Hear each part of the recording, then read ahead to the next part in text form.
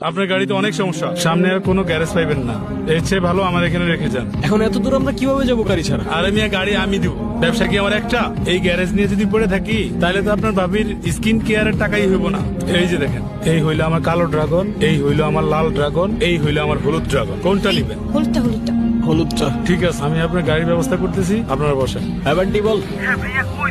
ভাইয়া এখানে ছায়াপু একের পর এক প্যারা দিতেছে। আমি একটু ম্যানেজ কর না, আমি তো রাস্তায় আছি, আসতেছি। তোমাকে কখন আসতে বলছিলাম? 1 ঘন্টার মধ্যে থাকতে বলছিলাম এখানে, আর তুমি এখন আসছো? চুপ করে আসছো কেন? অ্যান্সার দাও। না তুমিই রাই, আমারই ভুল হয়েছে। আমি সবচেয়ে বড় ইরেসপন্সিবল। আধা ঘন্টার রাস্তা আমি 1 ঘন্টায় আসতে পারলাম না, আমার তো লজ্জা হওয়া উচিত। I am sorry. সরি বলে সব সমস্যার সমাধান হয়ে যাবে? তাকাও আমার দিক। তোমাকে জানো এই ইভেন্টের কোনো কাজ করতে আমি না দেখি। আচ্ছা করবো না, আমি কিচ্ছু করবো না। এবার থামো অ্যাটলিস্ট। তোমার আসতে কোনো অসুবিধা হয়নি তো বাবা?